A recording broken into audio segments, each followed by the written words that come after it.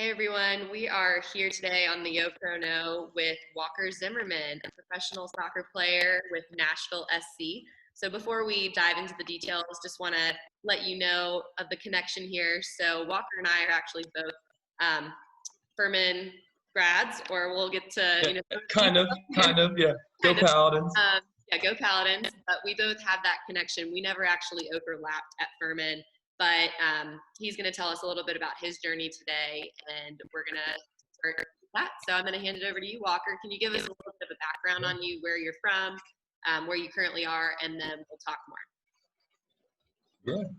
Yeah. I'll keep it pretty brief on the background. I grew up in Atlanta. I'm the youngest there's 3 boys in my family, and I'm the youngest. So I was always playing sports growing up. It led me to Furman University, where I played college soccer. I played for 2 seasons there, and then entered into the MLS draft and got drafted in the first round by FC Dallas.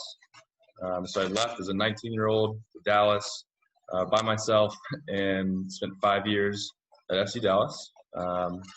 Then spent 2 years at LAFC, and I just got traded in February of 2020 to Nashville. And so I've also been a part of the U.S. men's national team the past couple of years, which has been a lot of fun, and ultimately just making a lot of friends doing what I love. So I'm really excited and really happy to be in Nashville.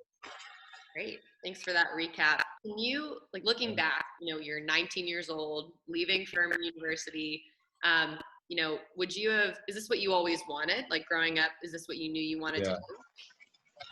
Yeah, so I remember in 2nd grade, our teacher asked us to write on a note card, what do you want to be when you grow up? The top 3 things. I don't remember what the 3rd one was. The first one was professional athlete. So it wasn't just soccer player. I loved all sports. The second one was veterinarian, funny enough.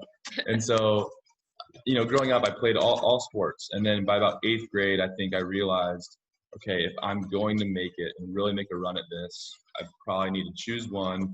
And I felt like soccer was probably my best chance to do that. And so 8th grade, I dropped basketball and baseball, started playing soccer full-time.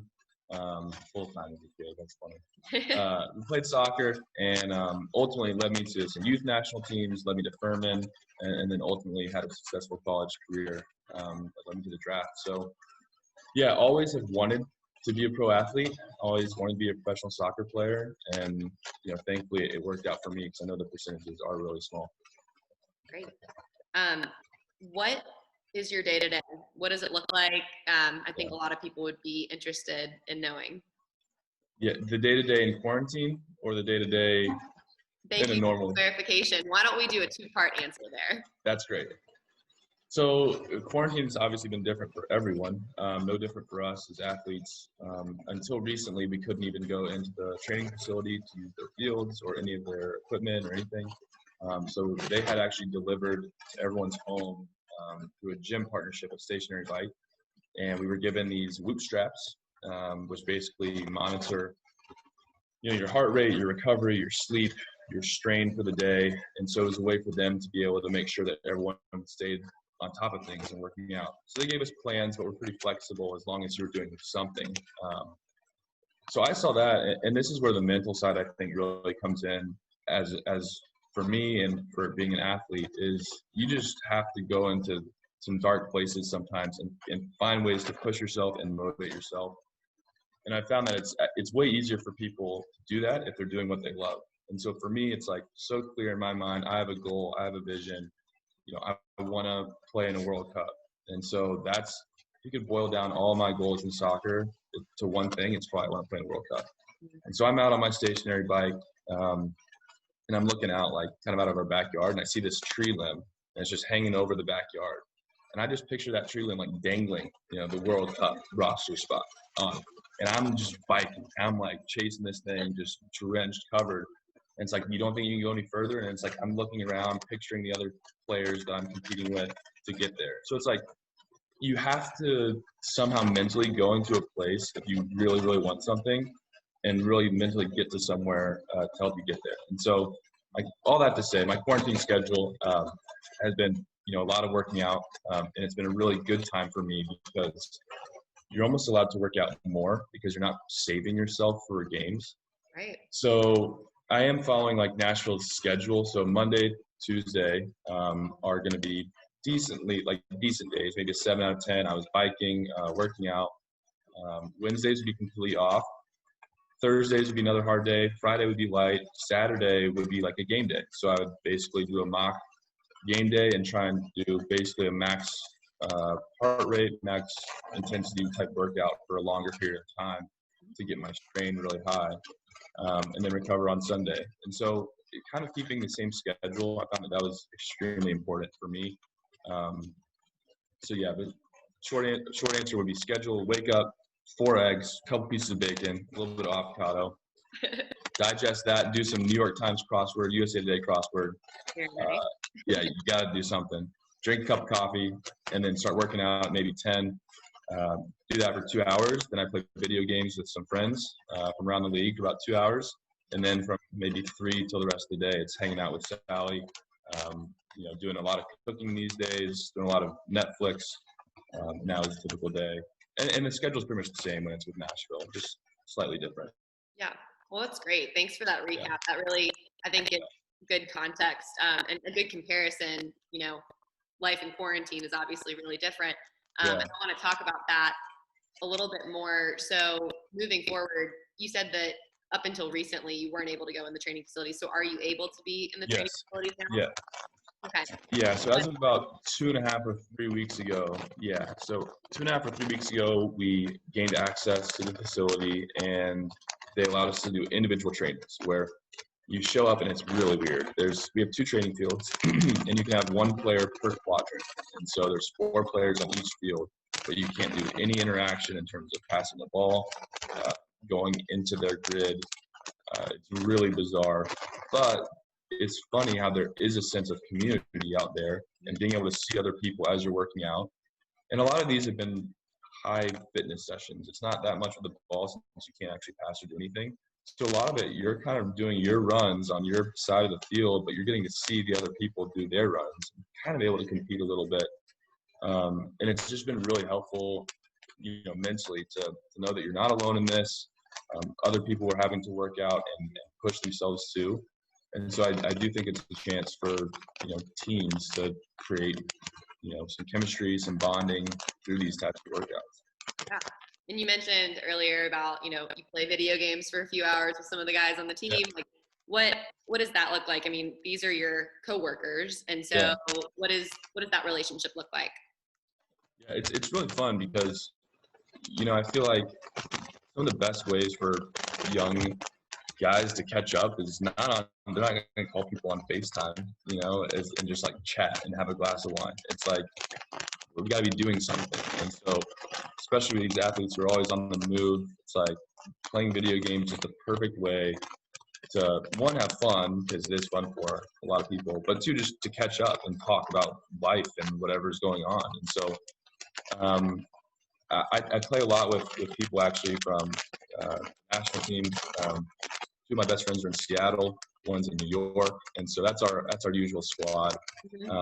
And then also playing with guys on Nashville, which has been fun because I don't really know them as well, some of them who are playing. So it's a way to get to know some of my teammates, know their personalities through video games, and ultimately I think it's fun for us to have that as like our reward for post-training. It's like everyone's in a text thread, hey, what's your schedule for today? And then everyone kind of tries to manipulate what they're doing to then have like that 2-hour window together where we can kind of hang out. So it's pretty fun. Great. Awesome. Well, I'm mindful of time, so I only want to ask a few more questions. One of which is, a lot of, people are talking about what sports will look like in the future in terms of stadiums and fans and, what that's going to look like. Do you have any idea right now? Yeah, I mean, we've gotten to see the return of soccer, at least in Germany, in the Bundesliga. They've resumed play. It's empty stadiums, no fans. They inserted some fake crowd noise last week, which was pretty interesting. But, I think the reality is everyone's just trying to keep everyone safe. And so what it looks like for us in 2020 is the reality is there's probably not going to be fans at any games in the foreseeable future in 2020. And so, we're hopeful that we can start playing soon. But we know it's going to be without fans, and that's difficult. But I think even just from watching like The Last Dance and how the country kind of got behind this Michael Jordan documentary, and then for me enjoying golf, watching The Match Part 2, with Peyton and Tom Brady and Tiger and Phil, like sports just, for me at least, and for I know a lot of people, just have a way of bringing people together to enjoy a product. And so that's kind of the responsibility that I have felt during quarantine is I'm responsible for producing a product that people want to watch. And so I need to make sure that I'm prepared physically, mentally, emotionally to get out on that field whenever we can play and bring something that is actually enjoyable to watch. And so I'm excited for it. I can't wait for sports to come back. It's been so fun watching those little things. I'm looking forward to anything that I can get my eyes on. So yeah, I'm excited for that. Me too. And I think that's a great point. It's bringing people together for a product essentially. And I'm very excited for when things start to get into somewhat of a new normal. Normalcy. A little bit of normalcy, but very excited to, follow up with you and see what it looks like even in a few months. So my last question for you is a little open-ended. And I think you've touched on so many great pieces of advice already, including your end goal and how, you're on that bike and you're shooting for your ultimate goal. But kind of a two-part question. If you had something, to share with people who are interested in getting into your area, you mentioned earlier, it's definitely a small window, but do you have any advice for those people and any last minute words of advice for all young professionals, people who are in any occupation in the workplace? I know that's a very, very broad question, but you can kind of answer both for one. Yeah, I think, for my space and professional sports in general, I think my advice for younger people trying to get there is, in order to do that, you have to do things that everyone else isn't doing.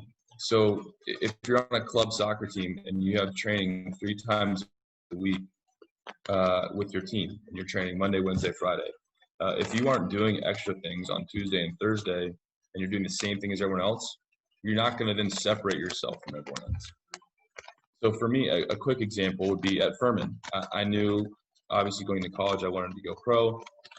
The spring semester rolls around, and that for me was like, okay, now it's grind time. Like, I'm going to start doing things other people aren't doing. So I don't even know if a lot of people even know this. So I'd be waking up at like 6 a.m. when the pool opened in the workout facility and try and go and swim laps. And I'm not a swimmer at all. I had never swum in my life. I was like, I think this could be a really good cardio thing, get it off my legs. So I worked on swimming. Then I would go out and go on the track like other days and just like go on the field with the ball the other days and do things that were separate from our spring trainings, because you can only have like 10 hours a week in the spring due to NCAA rules. So for the people who want to succeed, it's like you got to find ways to do more than other people. And it sounds so cliche, like, oh, you got to outwork whoever. It's like, yeah, you actually do. And that ties in with, you need to love what you're doing and what you're chasing, because that makes it easier to do those things. And then my advice for everyone, I think the piece of advice I would give for quarantine time specifically that's helped me so much is the scheduling aspect. I mean, early on, maybe the first week, I figured it out. Like, if I stuck to a schedule, wake up at this time, eat at this time, work out at this time, it was so much more efficient to get everything done and to be productive and feel good about yourself amidst not being able to do anything. If I was like, oh, I have all day, I'm going to sleep in, I'm going to just eat whatever I want, I found it so hard to then work out in the afternoon for me, because I'm like, that's unusual. It made me feel a little bit lazy, and then my product wouldn't be as good working out. So like sticking to a schedule and a routine has been huge for me for the quarantine period. So that's my piece of advice for now. Piece of advice for success generally, again, it ties back to finding something that you love, because it's going to make you work more efficiently and enjoy what you're doing. And you typically are good at the things that you love. So I think those all kind of tie hand in hand. I know you mentioned your insurance thing, and if you're not enjoying it, you're probably not going to be able to produce the best version of yourself in the way that you can work. And now that you find something that you're passionate about, like it's your skill set is fit for it and it's perfect for it, and now it's going to be a better product. So that's the advice that I have to give for whatever.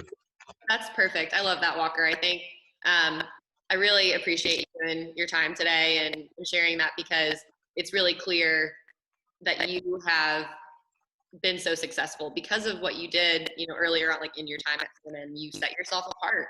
And I don't even think that's just applicable to athletes. I think it's for everyone. You have to set yourself apart if you want to be the best. And I'm excited for you. I really, I have no doubt that you'll accomplish your ultimate goal. And so thanks again for being on the Yo Pro Know. Yeah, thank you for having me. Enjoyed it.